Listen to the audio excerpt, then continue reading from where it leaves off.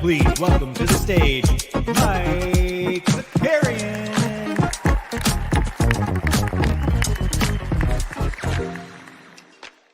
What's up? What's up? What's up? Welcome back. Happy Thursday, right? Today's Thursday. Yes, it is. Today's Thursday. Hope everybody's doing well. Who do we got here this morning? We got Sneeps. Snoop Loop, happy National Irish Coffee Day. That's good. It's also double day, apparently. All right, Snoop Loop. Well done. Good improv brain right there. Common Man's here. No significant NBA birthdays today. I like that everybody's got a role and a responsibility every morning. Everybody's got something they got to do. Jared, yeah, first in the West. OKC, hashtag Thunder Up. Bauervine's here. Jump Shoot. Roy's up in here. Yeah, our boy Wes Unseld got kind of fired. Honestly, he probably got relief. Wes Unseld no longer with he is with the Washington Wizards, but like promoted to front office, not going to coach anymore. Nobody wants it. And they're like, you know what? We're not even going to hire one. We're not going to hire one. We're going to wait. We got Courtside in here too. Glad you're not late to work like I am. There you go, Courtside. Hey, real quick, Weisberg's going to be joining us here in a little bit. Just some stuff for today and yesterday, actually. If you missed it, Shot Tank was back over on the Team Hold So Rare channel, so go check that out. We kind of talked a little bit of everything, a smorgasbord, if you will. We did a little fast break stuff. We talked some So Rare, but actually not even a ton of So Rare. And then we did a little Underdog as well. So go check that out. We also, the 89 Cavs on this channel were back last night, which was a lot of fun. We just kind of got caught up on everything going on in the NBA, and then also picked our starters for our dream starters for the All-Star game. We got Swingman Pod up in here too. Jump Shoot, Harbaugh to the Wiz, yeah. And then we got Coach Stark Holmes riding high off that Phoenix dub. And then today, real quick, just a reminder too, 3 p.m. we'll do another fast break show over on the Team Hold So Rare channel. Those have been those have been fun the last couple of days. So go check that out as well. I think we did all right last night. There was a little concern. Jalen Duren, I think, had 1 or 2 rebounds in the first half and was just fouled the fuck out of everybody in the first few minutes of the game. And then came on strong in the second half. And I think he finished with 8 boards, which isn't ideal. But like I said, you play Rudy and Giannis, it kind of saves you a little bit with some of those. And so Rudy, Giannis, and Bam pretty much got you there on their own. So hope you guys crushed last night. We also got homies there as well. Oh, and I will be joining Tandy Show a little bit later this afternoon too. I think that's at 4 p.m. Nurk did you in, and I blame Mike. I almost think I specifically said don't play Nurk. So all right, didn't I say that Drew Eubanks kind of usurped him? Anyways, all right. So what we're gonna do, I'm gonna kind of quickly go over some of the highlights from last night. And then we'll dive in with Weisberg and kind of talk some more bigger picture stuff. So we got a couple of 8 green dots. Oh, 8 green dots for fast break. I got you. All right. So real quick, Bucks and Cavs played last night. I don't know. I'll share this real quick. I'm sure you guys have seen this on Twitter and everything like that. Let me see. What do we got here? Bang. All right, let's go. And look, there you go. Upcoming. This was the Bucks last night. First game without Adrian Griffin. All my fellas. All my fellas. That's not even after a win. That's pregame. They haven't even won anything yet. That was just at the beginning of the game. Celebratory vibes for them. Oh yeah. Also, we get playback tonight. We do have playback tonight, so get ready for that. Oh, we the people, dude. I was thinking about you the other day. Hadn't seen you in the chat. Welcome back, we the people. But yeah, Bucks first game out with no Adrian Griffin, and they seemed pretty excited. They balled out. They won 126-116. Shout out Cleveland, though. Cleveland's still keeping it close. And, Cleveland's been on an insane run the last couple of weeks, and I think everybody was like, yeah, but look who they've been playing. And they kept it close. Jared Allen had another pretty solid game. He finished with 21-12. Spida had 23 points, 8 boards, 7 times. George Yang had 14 points. But it was another 30-point triple-double for Giannis. He had 35, 18, and 10. Middleton gave him 24, 5, and 5. And then Dame Time had 28 and 4. Good win for Milwaukee. I want to credit Justin Catchins here from 89 Cavs for this stat right here. The Detroit Pistons are now 3-0 when playing a team that just made a trade. They have beaten in the Hornets' first game without Terry Rozier, they beat them. The Wizards' first game without Muscala and whoever else was involved in that trade, they beat them. And then the Toronto Raptors, after trading OG Anunoby, they beat them as well. So shout out Justin Catchins, our Kevin Pelton, if you will. With a great stat right there. But Detroit basketball, you know what? We'll even give them a freaking drop for that because, listen, they're winning games. Detroit basketball. Detroit. So Detroit gets the W there. One thing for Detroit, Bojan had a game. He had 34 points. He went off. Jalen Duren, 14 and 8. Burks had 15 off the bench. And then Monty Morris, the lesser of the paid Monties on the Pistons, he was back in action. He had limited minutes, but was pretty solid for him. On Charlotte's side of things, just a couple of things to pay attention to. I mentioned this the other day, I think on the Fast Break show, but Brandon Miller's about to go off. Brandon Miller is about to have his time, right? So no Terry Rozier anymore. So that's more shots to go around. LaMelo was awful last night. LaMelo was so bad in that game.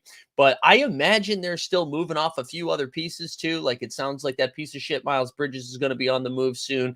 And PJ Washington, I imagine, gets at least moved. So Brandon Miller, I think, is going to have the opportunity to get those shots up. And he was great last night. He finished the game with 23, 7, and 4. Bridges had a double-double of 20 and 10. And then Big Dick Nick Richards, who I was a little hesitant of in the fast break streets when he's trying to get those rebounds. He finished with a double-double. He had 21 and 10. So good call for those of you that were on Nick Richards last night. Swingman saying Jalen Duren low-key becoming the Vanderbilt of projections. Yeah, no, but he is the rich man's Vanderbilt, right? Because Vanderbilt would have a projection, a cap of like 11 and projects for 20. Duren has a cap of 34 and projects for like 48. It's crazy. So there you go. Oh, thank you, Roy. That's helpful. That is helpful. All right, let's keep going so we can get Weisberg on here. Wolves beat the Wizards 118-107. Towns came back with 27 and 6. Rudy with 16 boards, had 19 and 16. Ant-Man apparently feeling a little bit better from that cold that he had. He dropped 38. Kuz almost had a triple-double. He had 17, 14, and 8. Denny had 24, 6, and 6. And then Bags, that's another one I'll take an L on. With Gafford back, I was like, I think you should chill out with playing Marvin Bagley, since I don't know if you want in a rebound contest to get somebody coming off the bench. Bagley had 17 and 15. Hey, let's do this drop here. Let's do a drop here for my friends down in, where is it? I can never find this one. Heat Culture.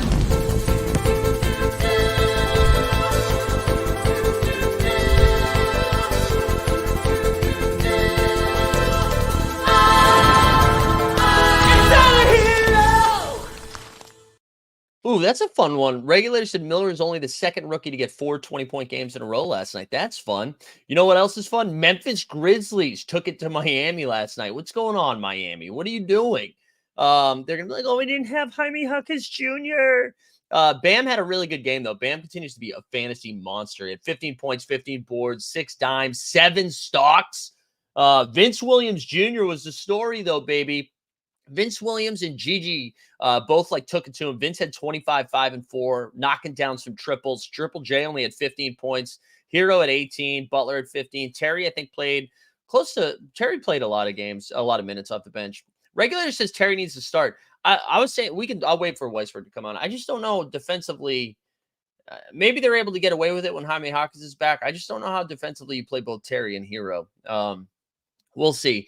Blazers beat the Rockets in overtime, 137-131 last night. It looked like the Rockets had it sealed up. They go to the line with 1.7 seconds left or 1.3 seconds left, up one, knocked down both free throws. Blazers had one timeout, and then buckets knocked down a three to send it to overtime, and then they just smoked them in overtime. I think they won overtime like 10-2 or something like that.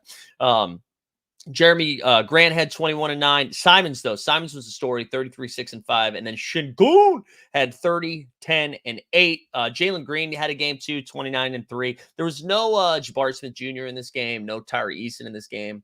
So they were a little thinned out, but you can't be losing those games to Portland. Houston kind of, after that really hot start, just kind of slowed down. And then, all right, 3 more games we're going to like rifle through pretty quickly. A rivalry week here on the NBA, but no Kyrie Irving in this game as Phoenix took on Dallas. This was Dallas got off to a big lead early, and then Phoenix went on this insane run in the second quarter that bled into the third quarter and ended up blowing them out, 132-109. Booker went off in the third quarter, had 46, 7, and 3 for a line. Luka had 34, 9, and 8, and then also kicked somebody out of the game because the fan was heckling them the whole time, which, like, whatever. I don't really care about that. It was he had a weird interaction with Tim McMahon from ESPN afterwards where he's like, you always say bad things about me. Everybody's so soft. Everybody is so soft. And I like Tim McMahon. I mean, like, come on. What are we doing? It's beneficial for Tim McMahon to have a nice relationship with Luka. I'm sure he's not intentionally just trashing you. But anyways, KD with 12, 10, and 7. Beal had a nice line too of 27 and 7. No Kyrie hurt him. Timmy Hardaway Jr. had 17 and 5. And yeah, and then Grant Williams, who has been MIA for Dallas for the last like 3 weeks, had a fun back and forth with KD as well. Ooh, Joseph Dubs is here. Took the day off. I can actually watch one of this. Oh, there we go. Shout out Joseph. Good to see you, man. Joseph, who just would win all the giveaways for a while. The 2 inflatable arm men did battle last night as Chet and Wemby squared off, and OKC's just too good. San Antonio kept it like kind of competitive for a little bit, and then OKC just smoked them. 140-114. SGA, nice little 30-point dub. He had 32, 10, and 6. The better of the two Wiggins, Aaron Wiggins had 22 off the bench. Devin Vassell, 21 and 7. Wemby had 24 and 12. Chet, 17 and 9. And then the last game of the night, Golden State Warriors. First game back after losing their assistant coach tragically. They beat Atlanta 134-112. Listen, everything's bad for Atlanta. Trae Young still in concussion protocol. DeJounte Murray's on the trading block. However, Jalen Johnson's been playing awesome. So there's some upside. He had 21, 9, and 6 in that game. DeJounte, 23, 7, and 7. Bogey had 17. And then Steph, 25 and 8. Clay, 24. Kuminga went 11 for 11 from the field. 25 and 9 last night. For fantasy purposes, guys, this is more, I think this isn't so rare too, although his cap's coming down. Steph's just unplayable. Steph's unplayable because he's either his cap's too high, his DFS price is too high. He gets drafted like it's 3 years ago in underdog. Just move him down in the ranks. Also, shout out our guy, both Jeb and Factory Laced in the Discord. Factory Lace took down first in one of the underdog tournaments for 1K last night, and Jeb took down second for 750. So Team Hold going 1-2 in the underdog streets last night, which is pretty fun. And I like, if you guys, and then I'm going to play the ad read and bring Weisberg up there. I'm seriously having so much fun with these underdog drafts, and honestly, it's taking up too much of my time, but it's also funding my trip to the All-Star game, I think. So it has been profitable. It has been a lot of fun. So if you guys are into that DFS or want to, if you're into learning more about the drafting or whatever, let me know. Just like get active in that underdog Discord channel that I have down there, and I can like put together some tutorials about breaking down those drafts. Cause again, it's $5 entries. There's like a big prize up top, but I just like the format of it. You don't have to be so deep in the weeds. You don't need to know who the 9th guy is on the Timberwolves because it's only a 6-person draft, right? So at any given time, you need to know 36 players in the NBA. Anyway, so let's do a quick underdog ad read. We'll get our boy Weisberg up on here. We'll be right back. Today's NBA bit is brought to you by Underdog Fantasy Sports. Whether you're drafting Luka first overall in best ball or fading Wemby blocks in the pick'ems, Underdog is where you'll find team hold. Sign up today at underdogfantasy.com or just click the link in the description to get started. And by signing up using promo code HOLD, HOLD, you will get a 100% deposit bonus match up to $100. That's a free honey. So sign up today using promo code HOLD, HOLD, and get started at underdogfantasy.com. What's up, fellas? We're back. We're joined by Whitesburg's got some playback tonight with Celtics and Heat. How we doing, Mike? I'm pretty good, man. How you doing?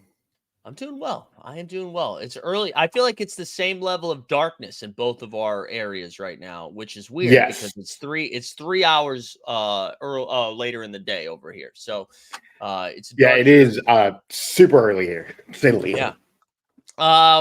So Mike, what we've been doing this every couple of weeks. We just kind of find some big picture stuff to talk about, and I know we got like a handful of things today because the news has been wild in the NBA the last week or so. I don't know, which one do you want to start with?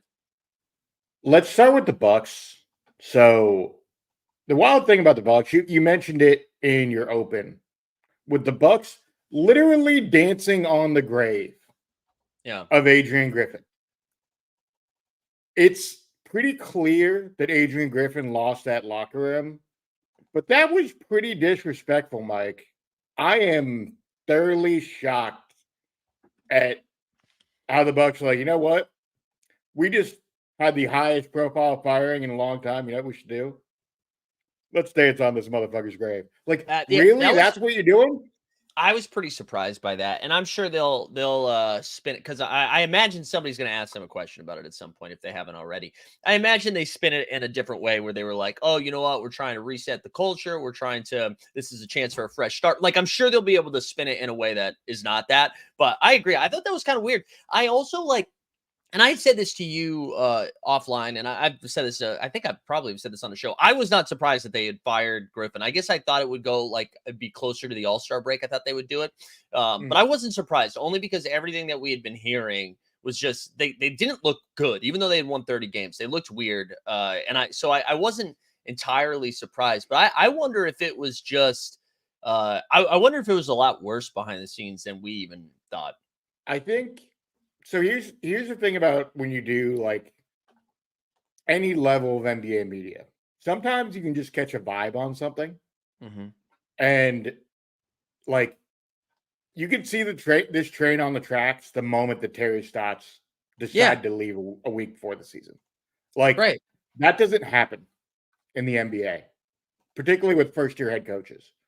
And I understand that the defense has been objectively poor. They're a bottom third team in defense, they're 22nd, dropping from a traditionally top 3 to 5 defense. I get all of it, and I understand that Giannis was frustrated with where things were, but the consistent pot shots from Giannis, and once you lost the guy who very clearly picked you, you might as well have just packed your stuff in a suitcase and left. Yeah, and I see Tesla's comment too. To be clear, I'm not blaming the coach here. But I'm saying they are, the organization is. Yes.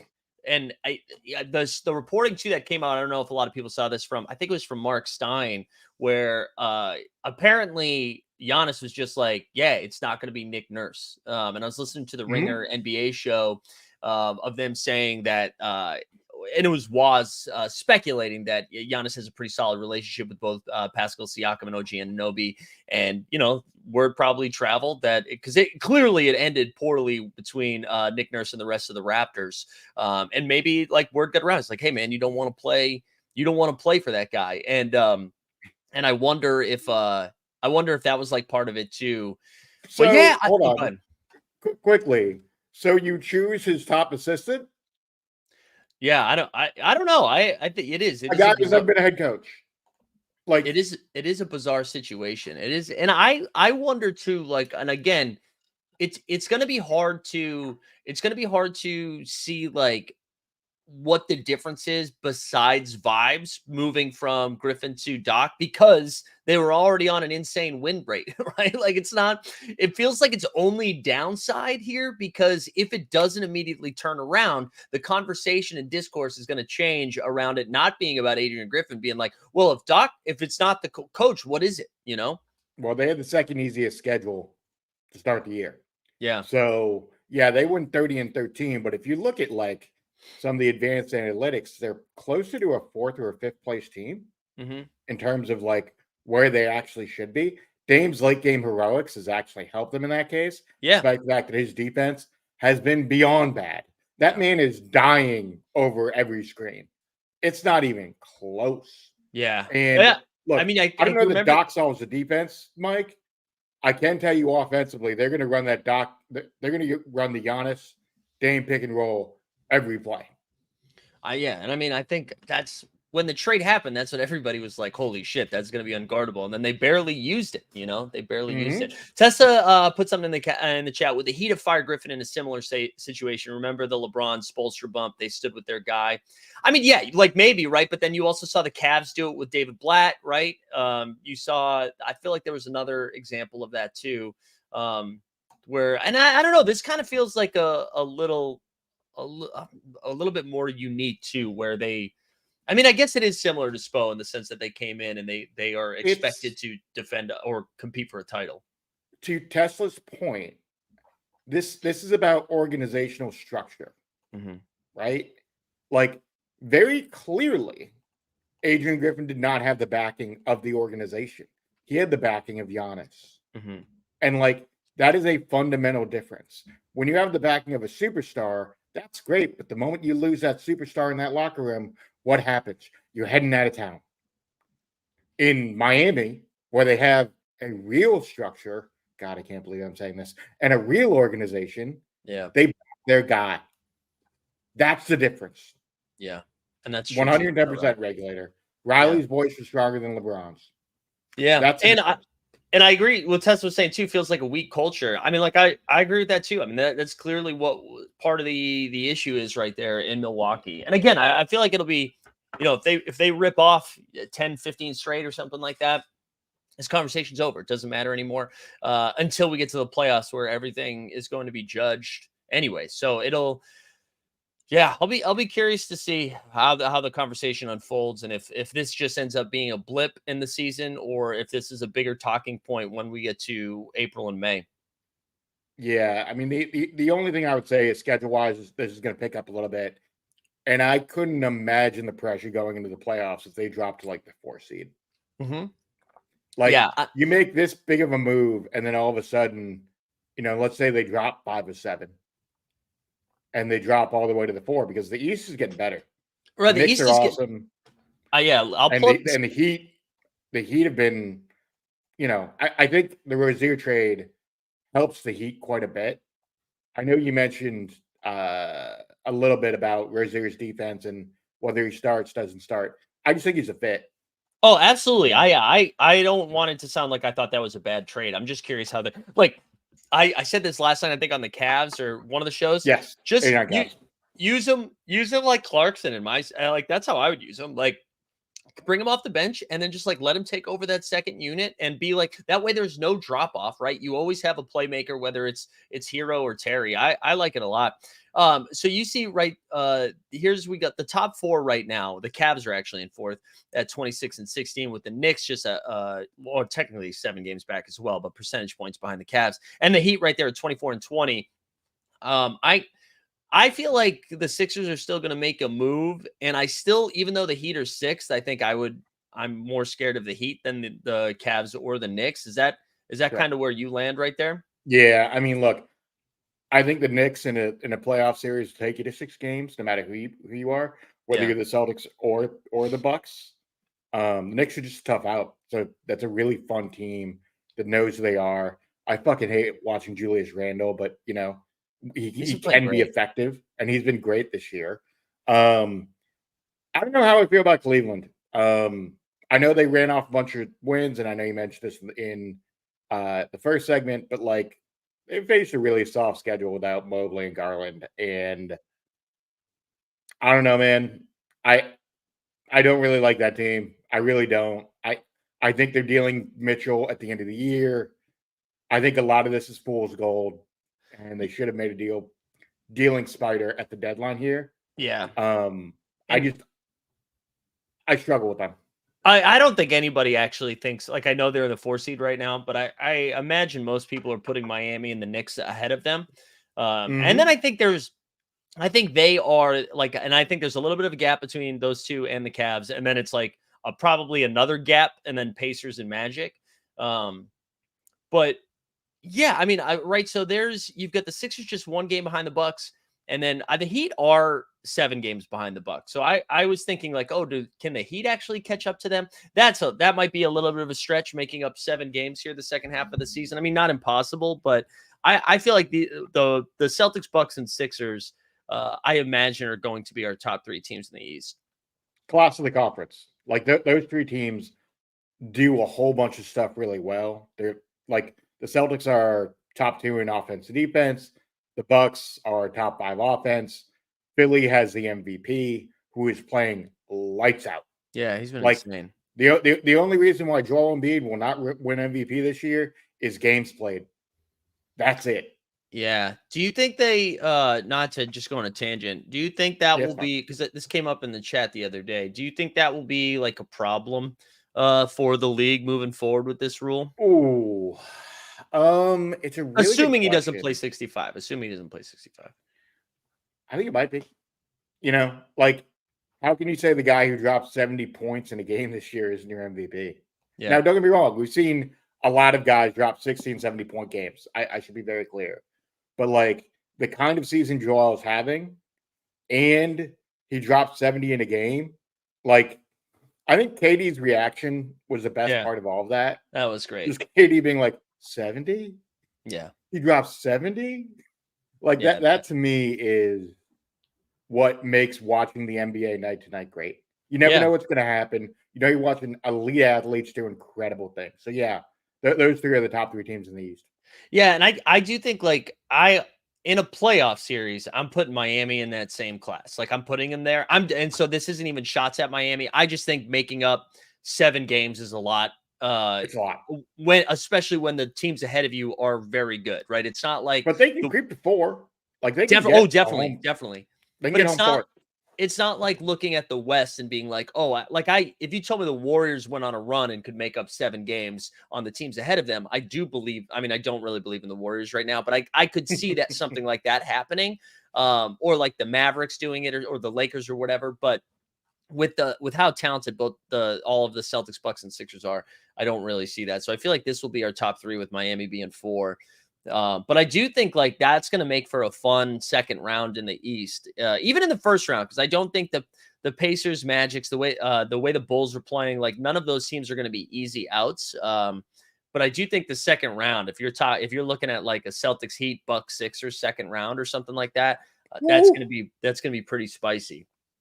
I mean, the NBA would love that ratings wise, wouldn't they? Quick aside, Yeah, since you mentioned the Warriors for a second, yeah, you know who I do believe in is Jonathan Kuminga. That man last night, 25 yeah, points, 12 in the field, and tied the team record going back to Chris Mullin for most yeah, shots made in a game, which is crazy. yeah. It was pretty good.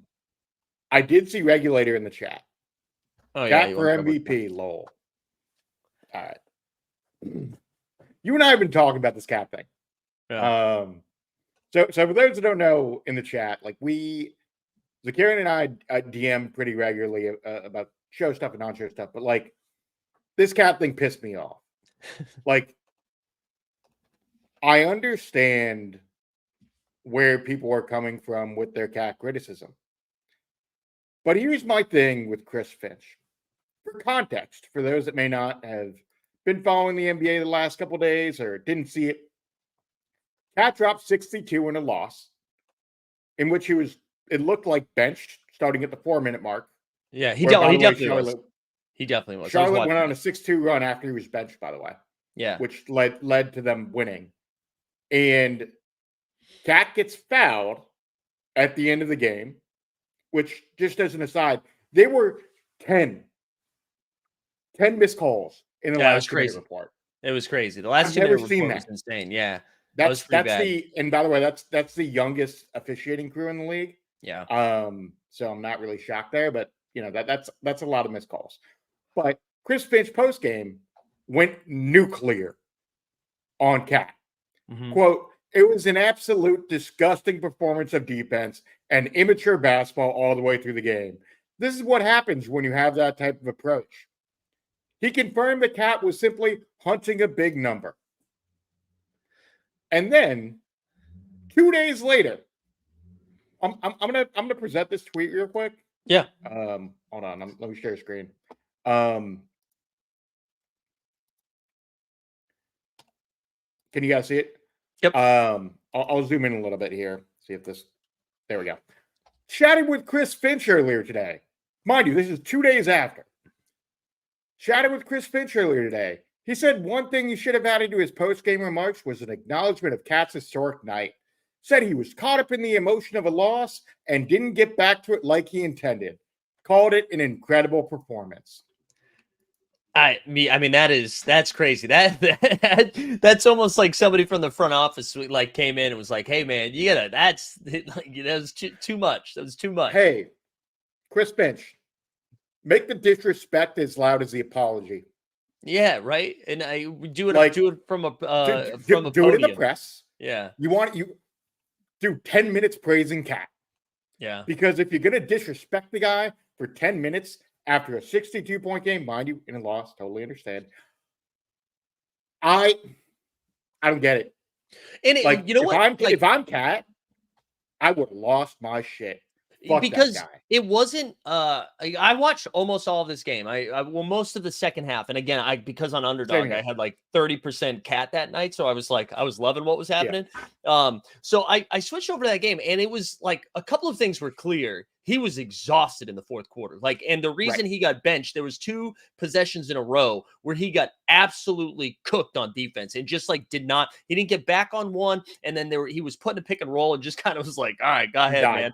And he died. And so, but so that's why he was benched. And I understood it. I mean, I think it's pretty crazy when the guys get 62, you need him offensively, but he was gassed. And maybe it was just, I took it as he's not benched for the game. They were probably like, let's get him to a breather. And then defense. Yeah, we'll take a timeout, give him 5 minutes, and then we get him back in for the down the stretch.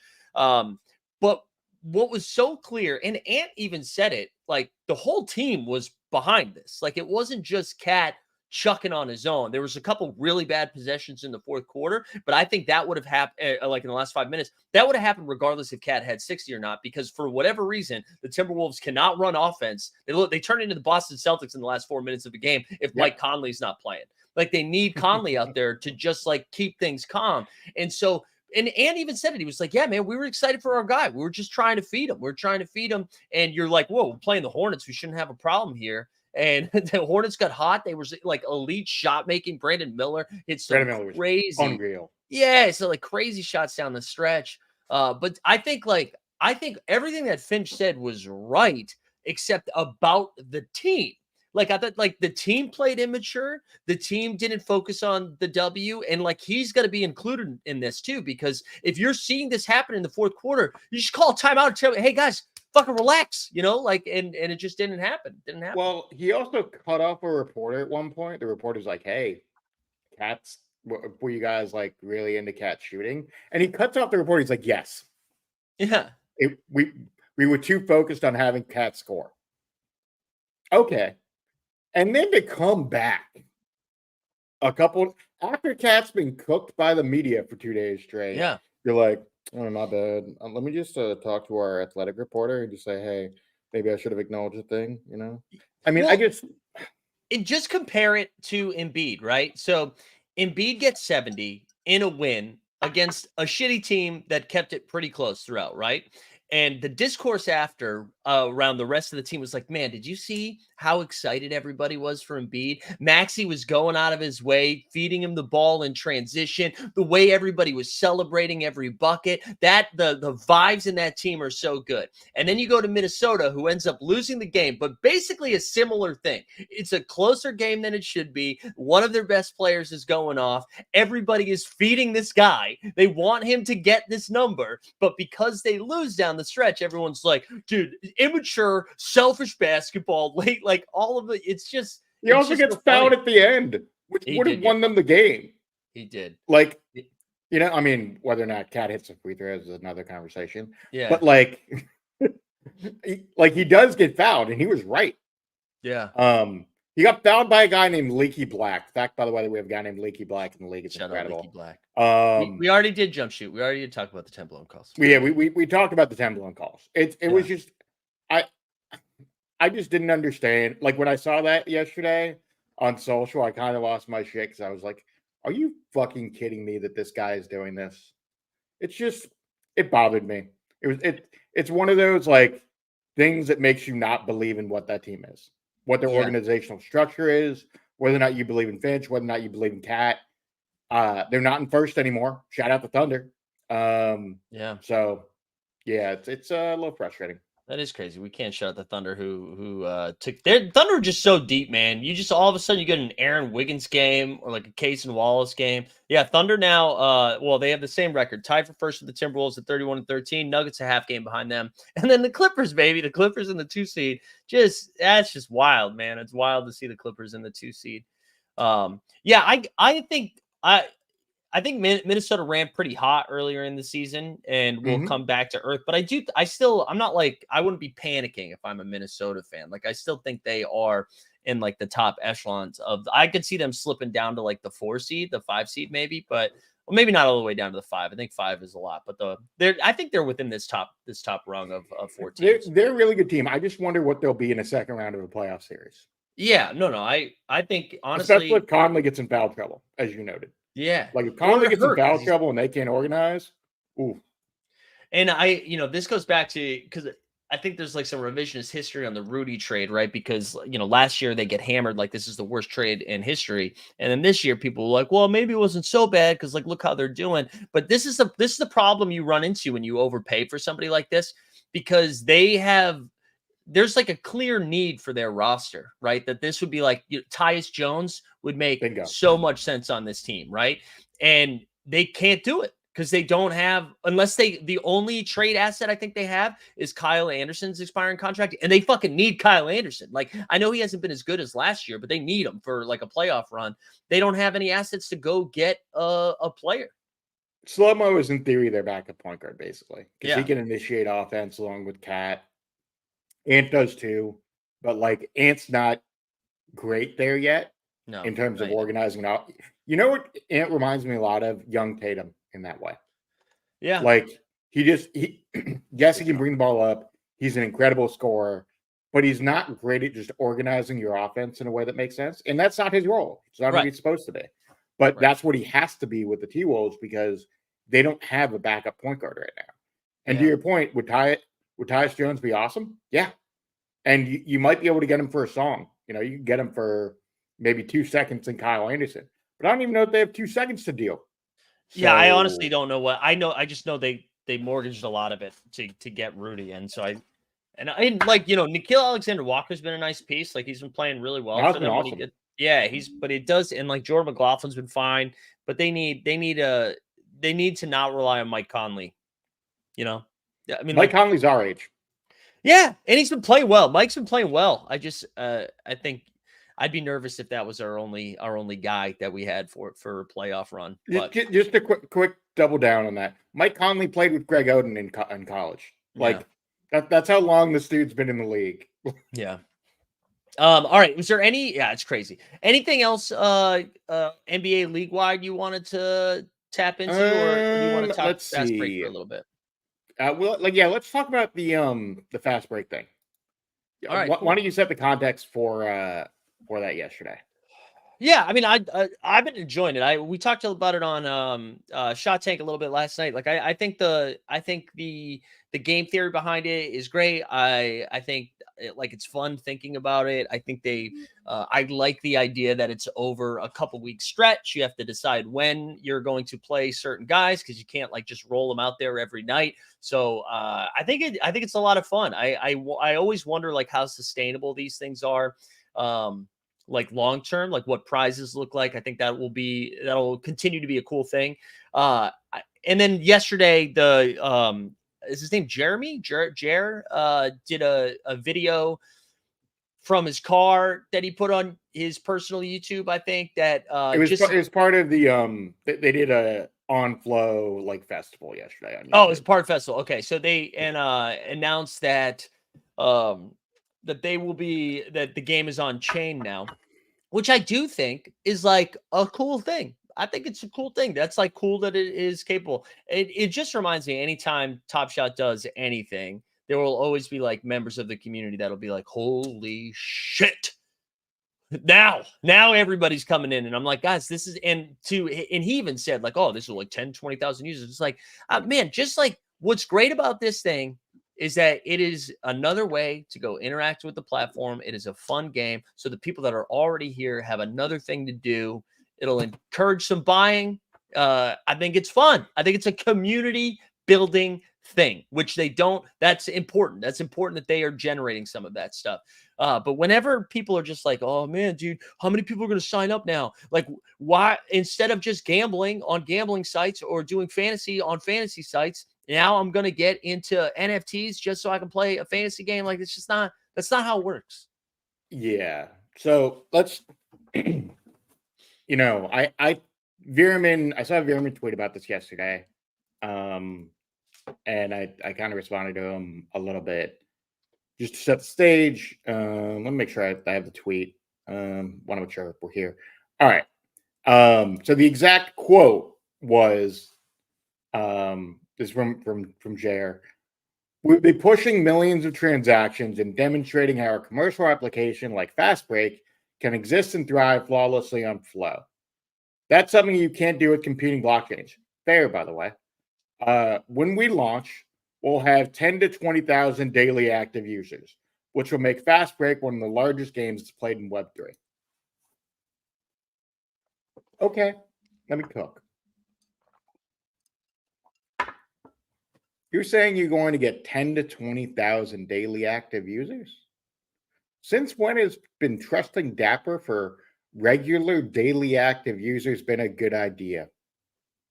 Like, yeah, consistently, we have been told random numbers at random times to increase buying. At what point does it make sense for any of us to trust where Dapper is coming from with projecting daily active users? My general thought when it comes to Dapper broadly, and by the way, I've been playing Fastbreak, really enjoyed it, bought a bunch of rares. I bought a Giannis rare, I bought a Cat rare, and this round I'm actually doing pretty poorly, but last round did great, won 8, so I got 2 packs. Hell yeah. I don't understand people within Dapper's insistence to give us projected numbers. Yeah. Just don't do it. Like, why even the community has been brought down so many times by this concept. Just show us rather than telling us. Yeah. This isn't hard.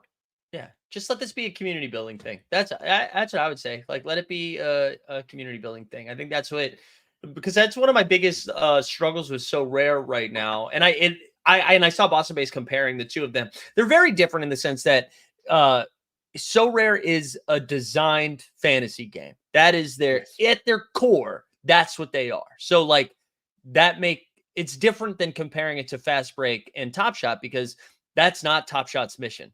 Top Shot has like a weird relationship with, should it be a well, it is a collectible, but it's also gamification, but this thing matters, and rarity and scarce, right? So like there's all of that that's mixed into it. So Rare, it's not the case. But my frustration sometimes with So Rare is there's no real community built around it. The community building is done through third parties like a Team Hold or like the Swingman podcast. Literally, I think that's it for people making So Rare NBA content right now. And so for Top Shot, I think this is just like a good community thing that's not reliant on team captains doing the work, or like collecting and connecting, or Tandy, whatever. You know what I'm saying? Like, I think it's a really good thing. And Boston Base says that's a Top Shot W. You're not just buying it for the game, but with So Rare you are. No, I agree. I think it is a W. I think it is a W. I just wish the discourse around it was just a little bit more level-headed. But that's probably asking too much. And they need to have things to hype up. If you're not hyping up stuff, like, what are you doing? Here's the thing. it goes back to the thing, Mike, you and I have been talking about for, I don't know, the better part of 2 years now. Comes down to comms and leadership. And like this person going out, like, did most people know who this person was before this announcement? Like, I know this is an engineer within Dapper, but it's like, I think my general thought is that's I would assume a statement that was vetted before you went on to this YouTube and talked about it. I would think so, right? I would think so. And it's like, you know that people have had an issue with you guys giving out numbers before. Why put it in there?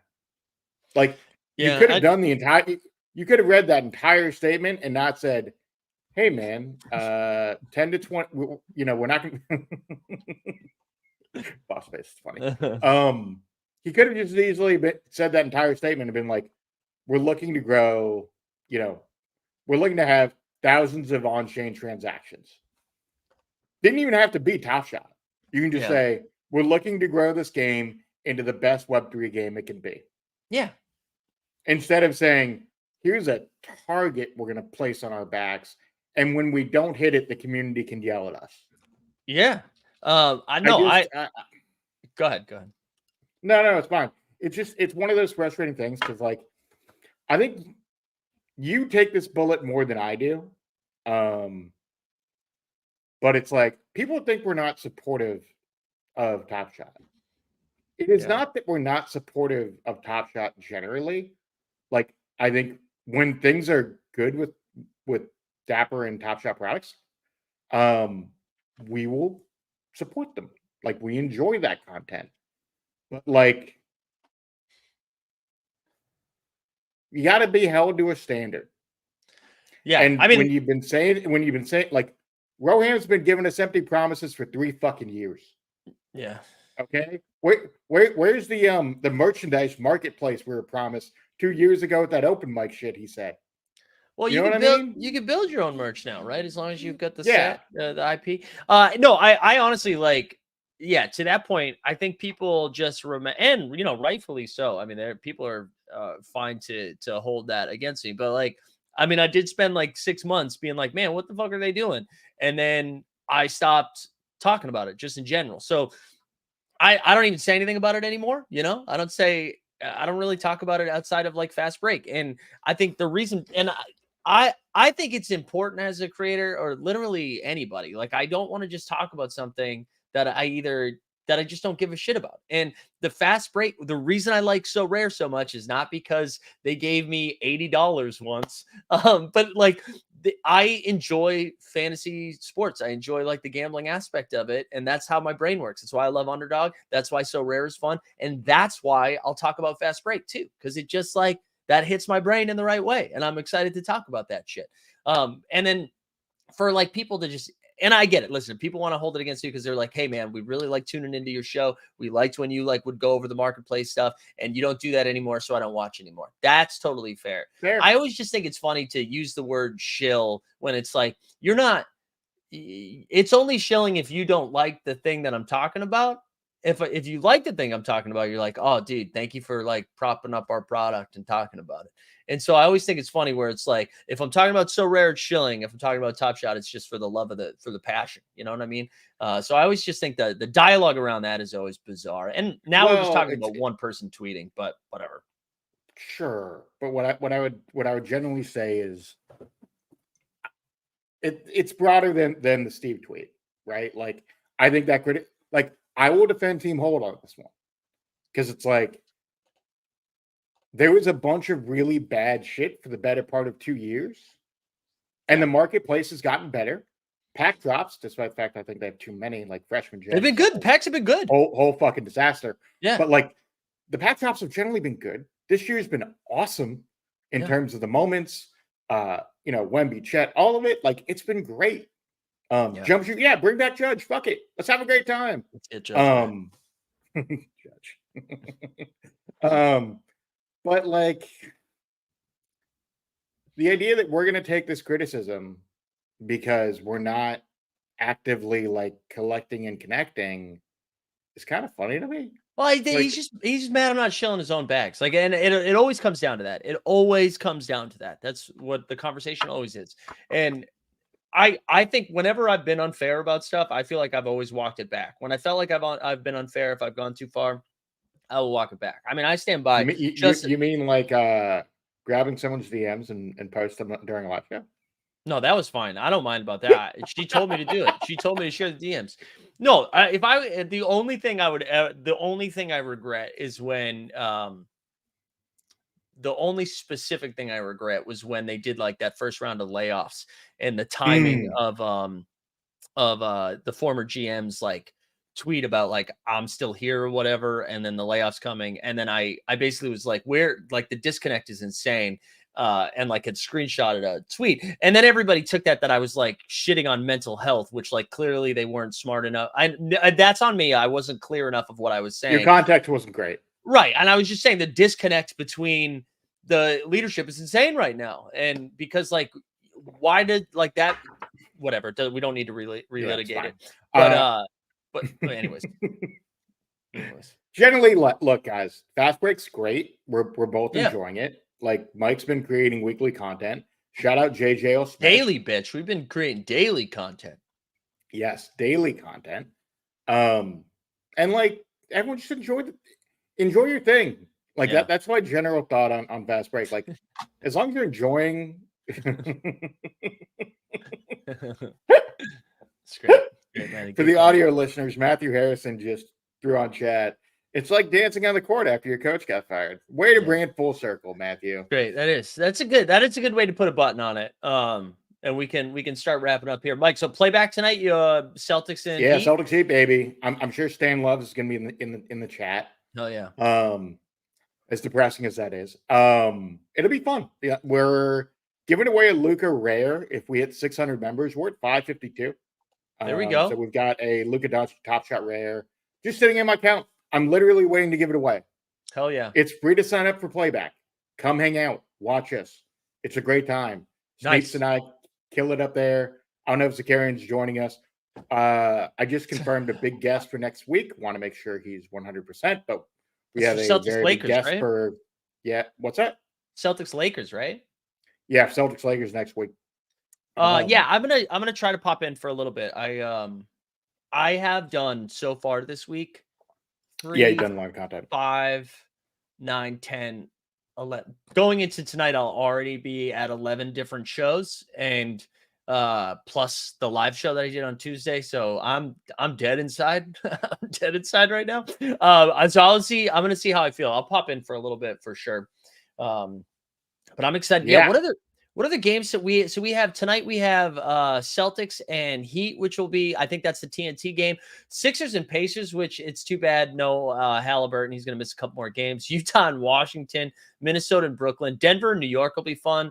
And then the late games, we have Sacramento and Golden State and Chicago and the Lakers. So a good size slate. Should be a fun one. But was there anything else going on you need to plug? No, I mean, look for those that aren't popping in on playback. Let me just quickly do a playback pitch for a second. Like we stream live games. If you have League Pass, it's completely free.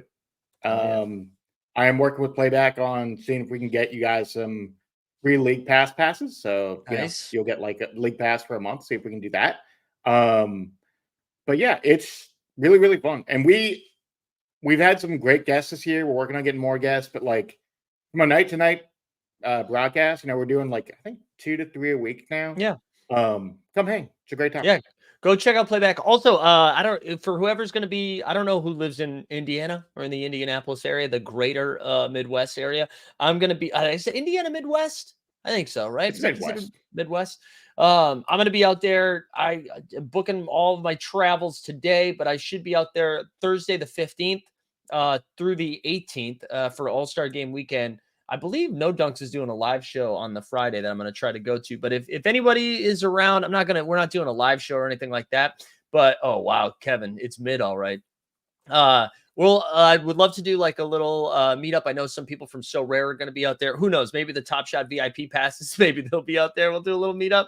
But if you're going to be out there, let me know. Would love to grab a drink or a coffee or something like that. So, the airport thing is a sticker and the hoops have like locks over the hoop. Oh, it's not a real port. Interesting at all. So I you know. can't even play basketball there. Yeah, well, I know they don't want you playing basketball there. That's wow. All right, that changes. Pretty That changes disappointing. my itinerary for the whole weekend. But yeah, hit me up if you're going to be out there. Weisberg, thanks for joining, man. Make sure everybody goes over to Playback. Team Hold So Rare channel at 3 p.m. today. I'm going to try on the Team Hold Sports to get a video out this week, but I've been working so hard to get the fast break and So Rare content. It's a lot of, I'm realizing I'm doing a lot of content right now, and the Team Hold Sports channel was tough to keep up with this week. So I'm going to try to start, we're going to reshift the goals to try to get one video out a week over there. But yeah, I think that's it for today. And just click all the links in the show notes. Thanks again, Mike, for joining. We are out. Let it go.